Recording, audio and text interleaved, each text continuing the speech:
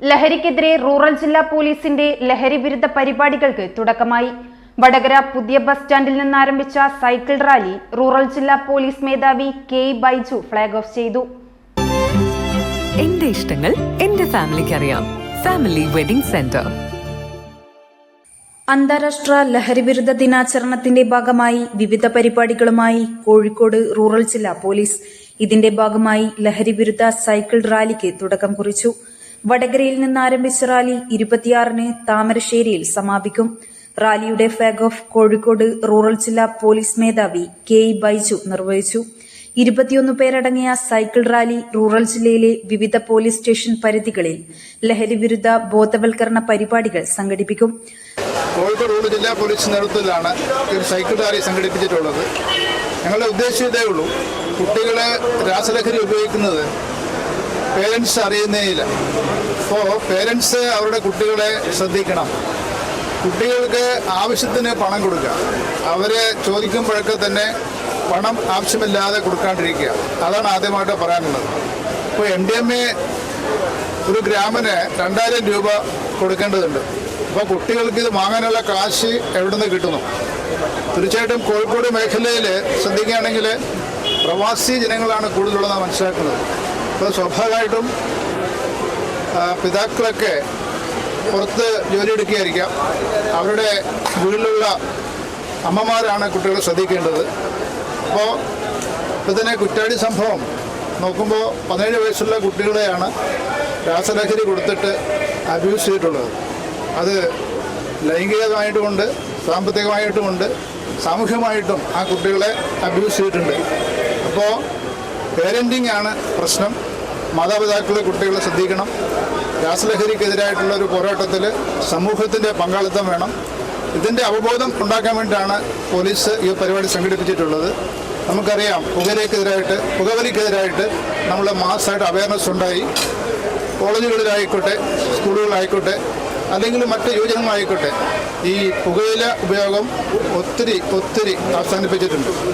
അതേപോലെ നിരന്തരമായ അവയർനെസ് കൊണ്ട് മാത്രമേ രാസലഹരിക്കെതിരെയുള്ള പോരാട്ടം ശക്തിപ്പെടുത്താൻ പറ്റുള്ളൂ. അതാണ് പോലീസിൻ്റെ ഉദ്ദേശം. അത് പോലീസിന് തന്നെയാണ്, സർക്കാരിൻ്റെ ഉദ്ദേശം അത് തന്നെയാണ്. ജനങ്ങളുടെ പങ്കാളിത്തം അത്യാവശ്യം ഇതിലേക്ക് വേണം എന്നാണ് സൂചിപ്പിക്കാനുള്ളത്. ഉദ്ഘാടന പരിപാടിയുടെ ഭാഗമായി നടന്ന സൂംബ നൃത്തത്തിൽ മേമുണ്ട ഹയർ സെക്കൻഡറി സ്കൂളിലെ കുട്ടി പോലീസുകളും അണിനിരന്നു.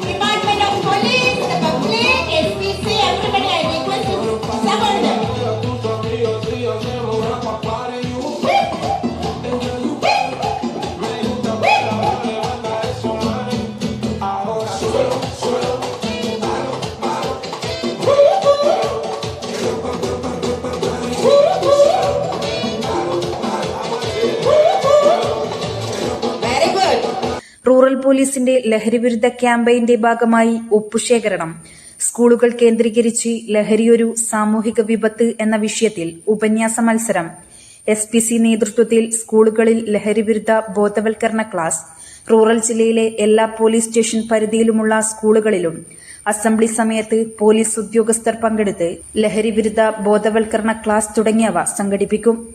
News bureau, media Vadakara.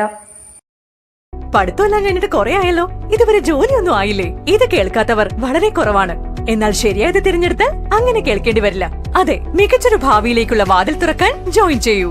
വിംസ് പാരാമെഡിക്കൽ ഇൻസ്റ്റിറ്റ്യൂഷൻ 100% ജോബ് ഗ്യാരണ്ടിയുള്ള പാരാമെഡിക്കൽ കോഴ്സുകളായ BVOC, MLT, RIT, CSSD, nursing care, hospital administration, DVOC nursing care, DMLT, DRIT, pharmacy assistant, international montessori TTC, medical coding, diploma in hospitality.